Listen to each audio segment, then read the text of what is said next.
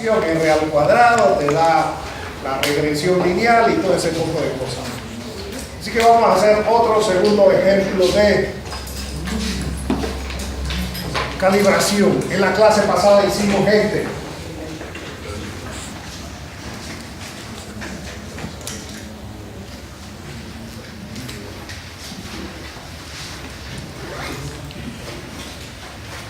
Porque esta era la información que teníamos. En la clase de hoy vamos a hacer este.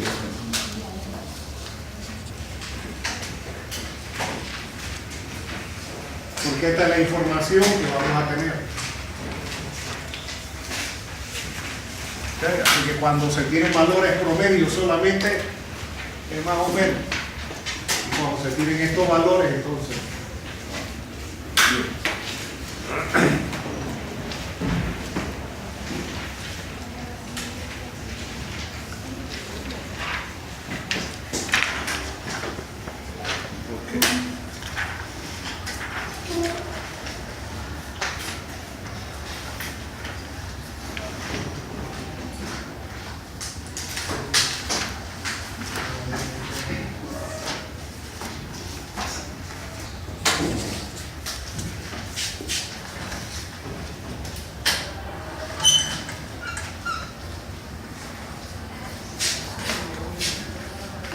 Así que tenemos esa información.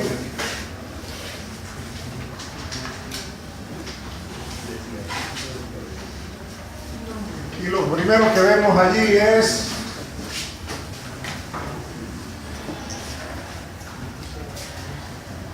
delta T igual a 1 vía, y que eso es constante. Y tenemos los caudales de entrada y los caudales de salida. Así que vamos a calcular la variable independiente. ¿Quién es la variable independiente? El almacenamiento.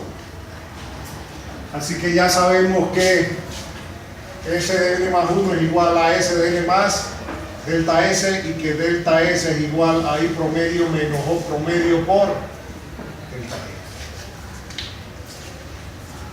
Así que calculamos el I promedio, raya esto más esto entre 2, esto más esto entre 2, etc.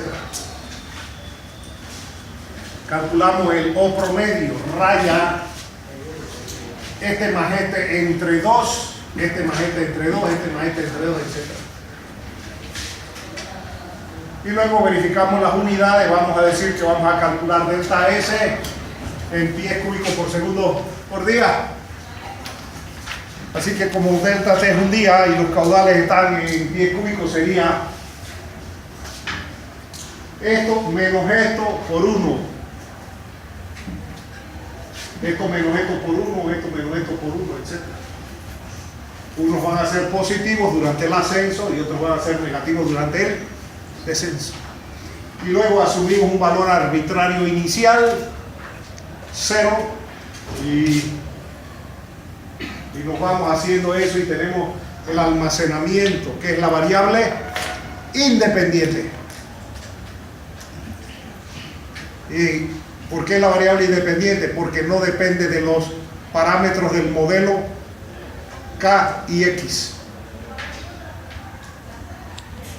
Por eso decimos que es la variable independiente. Luego pasamos esa información aquí.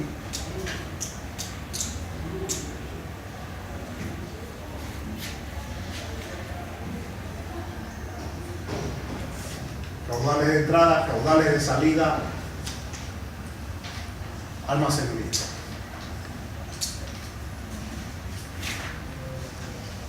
Y usted asume un factor de peso, que es 0.1.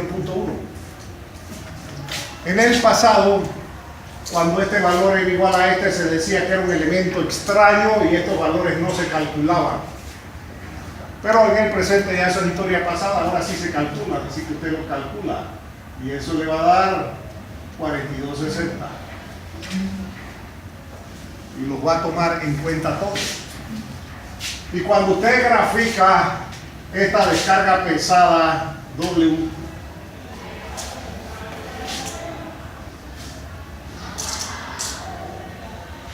en función del factor de peso asumido, y ahora usted grafica W versus S. Usted va a graficar eso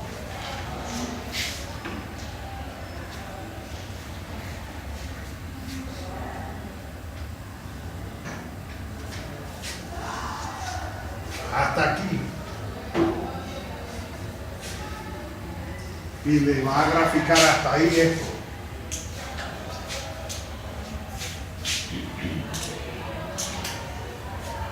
Y luego lo va a graficar desde aquí hasta acá. ¿Y por qué hasta ahí? Porque ese es el valor máximo. Y si eso le grafica así, usted tiene una tendencia antihoraria. Y si X es igual a 0.1, de acuerdo a esta tendencia, ¿qué tiene que hacer? Aumentar el factor de peso.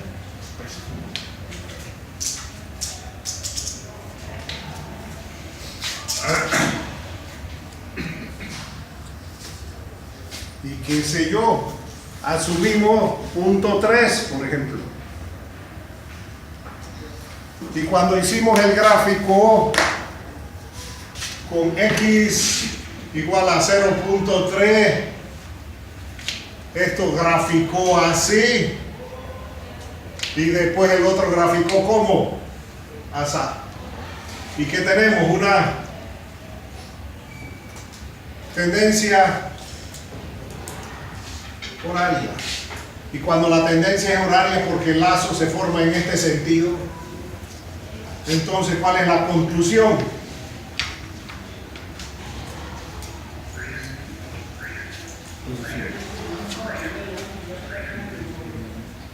Y cuando graficamos para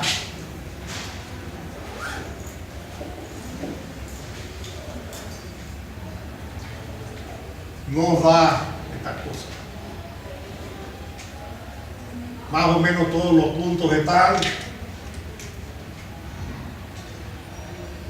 no van a caer exactamente en la línea, son datos de campo, pero casi todos van a caer en la línea.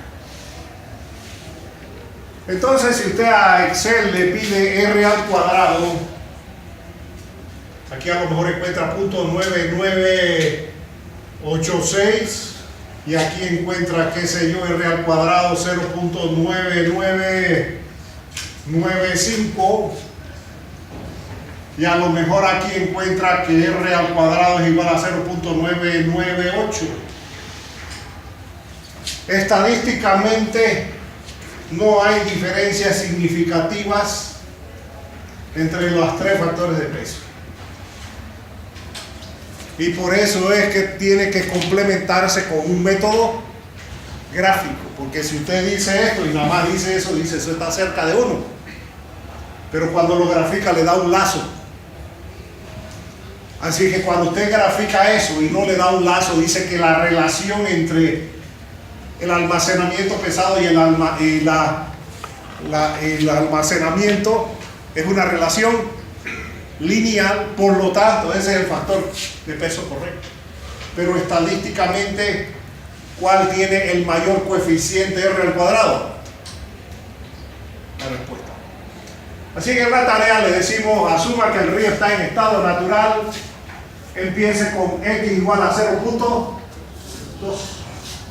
y que grafique eso para determinar la tendencia, y que luego use el X inicial más o menos 0.02, y si la tendencia es esta, entonces su siguiente ensayo, ¿cuánto va a ser? Si empezó en 0.2, su siguiente ensayo, ¿cuánto sería? 0.22. Y si para 0.2 la tendencia es esta, su siguiente ensayo, ¿cuál sería?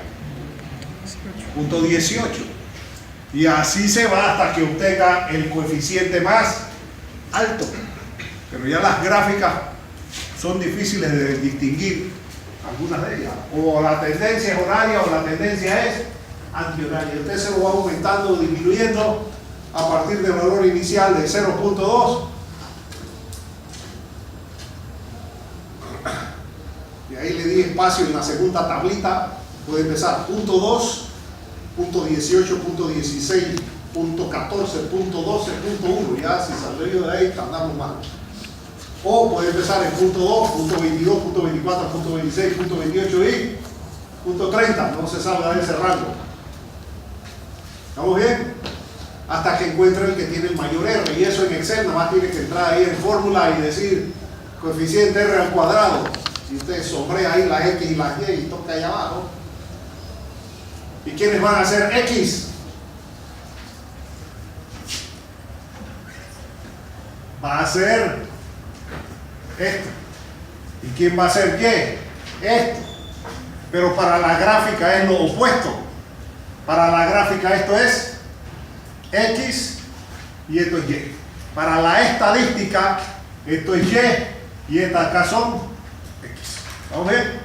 Así que en la estadística se invierten las cosas. Para el gráfico, variable independiente de quién, de X y de K. Esta es la variable que depende de X.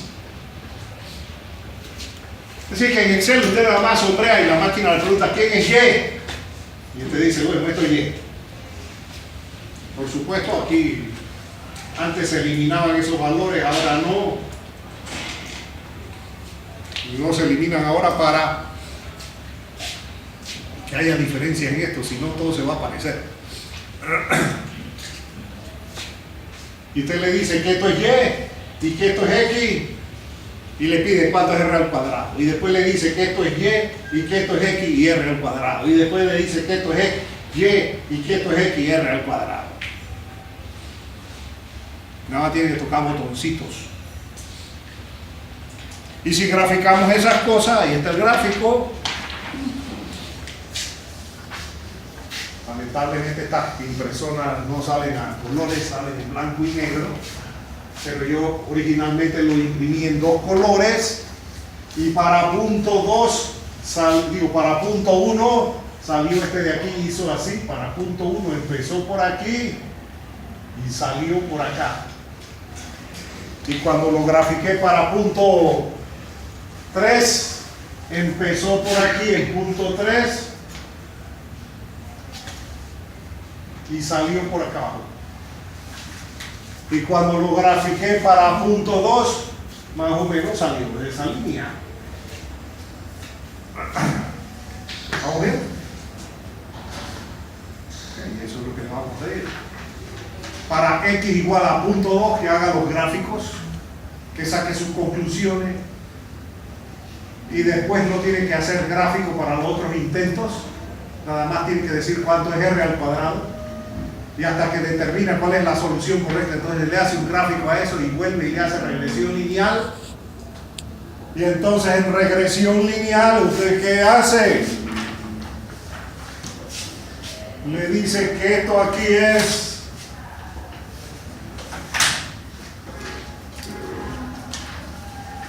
que esto aquí es no, esta no es la otra, esta.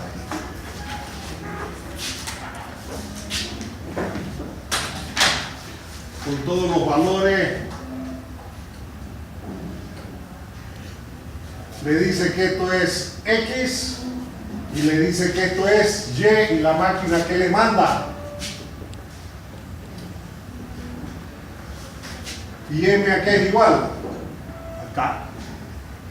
Y B a qué es igual.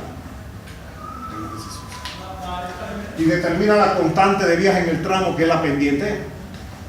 Y determina o estima cuál era el valor inicial que había en el río, que no era esto. Y si al inicio del problema hubiéramos usado este valor aquí, positivo por supuesto, entonces hubiéramos tenido almacenamientos absolutos y no relativos, porque el problema lo trabajamos con almacenamientos relativos. Y cuando hubiéramos corrido eso con los almacenamientos absolutos y no los relativos, el B hubiera sido aproximadamente 0. Sería idéntico a 0 si R fuera exactamente igual a A. Pero como R no es exactamente igual a 1, el B sub 0 no da exactamente igual a 0. ¿Vamos bien hasta ahí? Ok, very good. Así es que así se hace, es más largo porque hay que primero calcular los almacenamientos en función de los caudales de entrada y de salida, y para el almacenamiento se requieren los caudales promedio. Eso es todo, la diferencia. ¿Vamos bien hasta ahí? Así que ahí les va la tarea de Muskingum. Hacer esto con Excel les debe tomar de 10 a 15 minutos. Hacer eso a mano en el examen y graficar, ya ustedes no saben graficar a mano, así que prefiero mandarlo de tarea. El que lo quiere hacer bien y el que se lo quiere copiar también. Ok, así es el sistema gringo. Pero ¿qué es lo que nosotros no tenemos aquí del sistema gringo? Que en Gringolandia el diploma que te dan no sirve ni de papel higiénico. Entonces el Estado te examina para preguntarte cosas para determinar si usted se copió las tareas o si usted hizo las tareas. ¿Y cómo está la gente que no pasa los exámenes? Y que tiene el diploma en la mano y que no le sirve ni de papel higiénico porque se copió las tareas, mandó a hacer los proyectos, etcétera, etcétera, etcétera. Y de eso hay bastante. ¿Estamos bien hasta aquí? Ok, muy bien. ¿Alguna pregunta sobre Muskingum? Bien. Así que se van a divertir un rato y usar Excel con eso. Viste de 2 vueltas. Y si usan una tablita en Word, se ahorran tener que llevar la tablita a mano. ¿Estamos claros? Y nada más es cut, paste, y ahí va la tarea. Pues. Está bien, ok. Por lo menos en la tablita que hacen en Word, a la hoja le deben poner su nombre, para que si alguien se la copie no le pueda sacar fotocopia, tenga que entrar allá y por lo menos le cambie el nombre. Pero eso implica que van a haber 2 cómplices. ¿Estamos bien? Uno que la prestó y el otro que se la copió. O uno que la hizo y 10 que se la copiaron, qué sé yo. ¿Estamos bien? Esta es mucho más fácil que la anterior, porque la anterior sí requería AutoCAD, que no todos lo manejan. Ahora supuestamente todos deben manejar Word y Excel. Supuestamente. ¿Estamos bien? Ok, vamos entonces a entrar a Pools.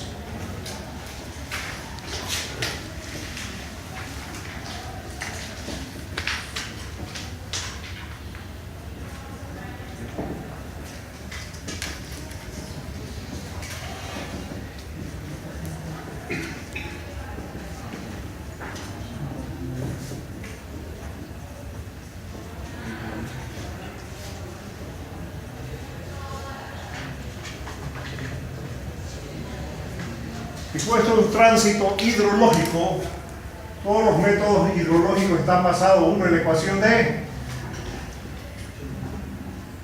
continuidad, que dice ds dt igual a i menos o, pero no tenemos las cosas de manera continuas, las cosas las tenemos recogidas de manera discreta, por lo tanto ya no podemos usar matemática continua, tenemos que usar matemática discreta y nos queda que delta S entre delta T es igual a I promedio menos, promedio, creo que como estaba haciendo.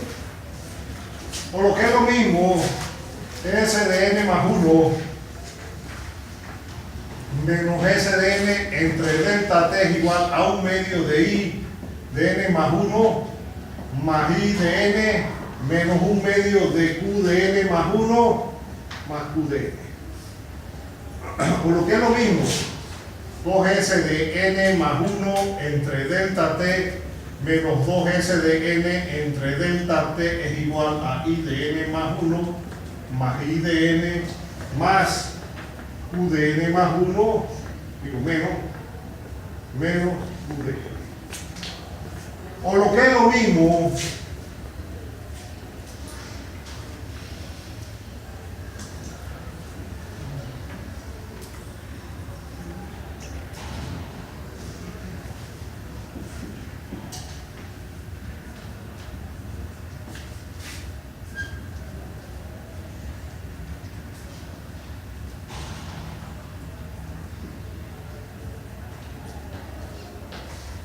Y a este término de aquí se le llama la indicación del almacenamiento y tiene dos incógnitas.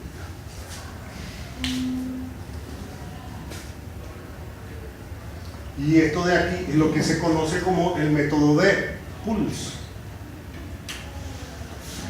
Entonces, usted tiene aquí su embalse. Por aquí tiene el caudal de entrada a intervalos de tiempo constantes conocidos. Y en el instante t igual a 0, usted va a tener aquí el Q sub 0, que son las condiciones iniciales. Entonces usted va a averiguar lo que ocurre al final del intervalo. Y cuando averigua lo que ocurre al final del intervalo, esas condiciones se convierten en condiciones iniciales para el siguiente intervalo, y así se va con esta ecuación hasta que hace el tránsito completo de este caudal a través del embalse. Pero como hay dos incógnitas, necesitamos algo más. Una relación entre Q y S. Necesitamos una relación entre Q y S. Y cada embalse tiene una relación propia. Hay que hacerle el traje a la medida al sitio del embalse. Y si usted está aquí en ese embalse,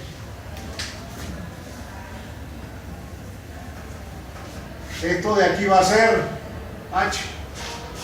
Y la Q aquí, por ahora le vamos a decir que va a ser CW por L por H a la 3 medios. Y esto le vamos a decir que estas dos cosas son constantes.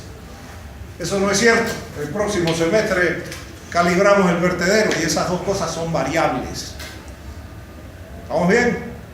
Pero por ahora no estamos en un curso de hidráulica. Así que en diseño hidráulico vamos a calibrar ese vertedero. Este es un curso de hidrología, se salva. Así que le vamos a decir que estas dos cosas son constantes. Y este caudal solamente va a depender ¿de quién? De la carga sobre la cresta del vertedero. Entonces, obsérvese que si este es su dato, que usualmente es el nivel medio del mar, esto de aquí va a ser Z sub 0 o la Z del fondo. Y esto es una vista de perfil. Y si usted tiene aquí una ZN y tiene aquí una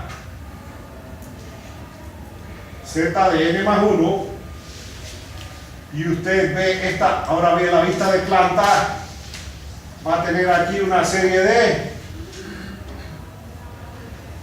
curvas de nivel a diferentes elevaciones. Y aquí entre dos curvas de nivel hay un almacenamiento delta S. Y aquí va a tener el área correspondiente a esta elevación. Y aquí va a tener el área correspondiente a la elevación N más 1.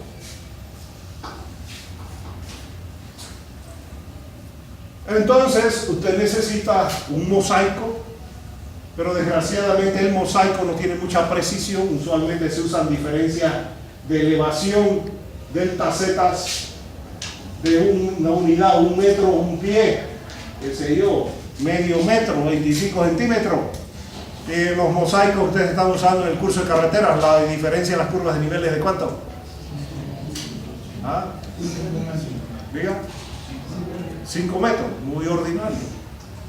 Así que yo no los voy a mandar al terreno que me hagan un levantamiento topográfico, eso cuesta dinero, pero eso según el curso de topografía ya usted lo sabe hacer. Entonces en carretera, ¿a quién le echan la culpa? De que no puedan hacer el proyecto de carretera. Se lo echan a hidrología, pero eso no es hidrología. ¿Eso qué es? Topografía.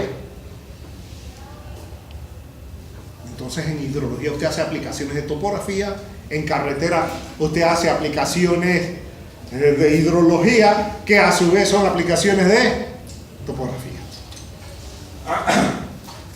Entonces, ¿cómo se obtiene el S? S de n más 1 es igual a S de n más el delta S. Y el delta S, ¿a qué es igual? A 1/2 de A de n más 1 más A de n por Z de n más 1 menos Z de n. Y es exactamente lo mismo que hacen en el curso de carretera cuando están haciendo movimiento de tierra y tienen un cerro ahí que es su banco de materiales, su préstamo de materiales. ¿Y qué será más fácil de calcular? ¿Agua o tierra? ¿Ah? ¿Agua o tierra? Equivocados están. ¿Qué problema hay con la tierra que no se presenta con el agua? Pero yo los entiendo, porque apenas se le menciona la palabra fluido, le entra el lleno. Usted tiene el banco allá, usted remueve el material, cuando le remueve, ¿qué le pasa a la tierra? Se expande. Removió un volumen de material y se expandió. Tiene que calcular esa expansión para calcular el tamaño de camiones que necesita, la cantidad de camiones para llevarla al sitio del relleno. Y el camión la tiró en el sitio del relleno, y después ¿qué tiene que hacer? Compactarla. ¿Qué le pasó a ese volumen? ¿Son constantes o son variables? Variables. ¿Y qué le pasa a estos volúmenes con agua cuando se llena y se vacía? ¿Se compactan, se expanden o son iguales? Así que, ¿qué es más fácil? ¿Agua o tierra? Bueno, siga pensando que tierra. Yo digo que agua. Yo digo que agua. Ni se compacta ni se expande. Cuando se llena y se vacía, los volúmenes son iguales. Así que en carretera, y si le meten un costo a eso, el costo del transporte, tiene que ver cuánta tierra había en el cerro, cuánto se expandió esa tierra para saber cuántos camiones necesito, cuántos viajes hay que hacer, y cuando llegó allá y la coloqué en el sitio y la compacté, cuánto me quedó, y calcule ese volumen. Al final, el volumen que había en el cerro no es el mismo volumen de tierra que termina allá. La cantidad de material será la misma, pero los volúmenes no van a ser iguales. Así que, ¿qué se necesita? Levantamiento de estas curvas de nivel. Es una curva de nivel y por aquí está el eje de la presa, con un planímetro, que no sé si lo saben usar, usted mide estas áreas. Así que empieza a hacerse una tablita que dice Z, y después dice A, Z0, 0, y después va a tener aquí un delta S, raya, y después